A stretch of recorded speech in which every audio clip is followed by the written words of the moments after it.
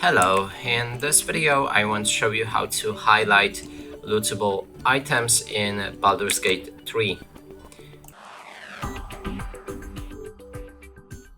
And to do this, by default you will need to click and hold Alt on your keyboard, and that way you'll be able to see some of the items or interactive items in the world. But as you can see, when I hold it, some of the items don't highlight, like the wicker basket right here or this alchemist cabinet, and sadly there's no way to overcome it's just like that. And if this doesn't work for you, this alt button, then you can click on escape and go for the options, and right here find the keybinds. Now scroll down for show tool world tooltips.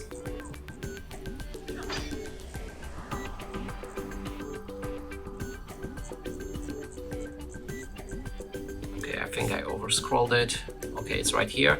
Show world tooltips, and that's the control corresponding with that setting. So I have it on the left alt, and it's set like that by default, but you might change it, so it's right here.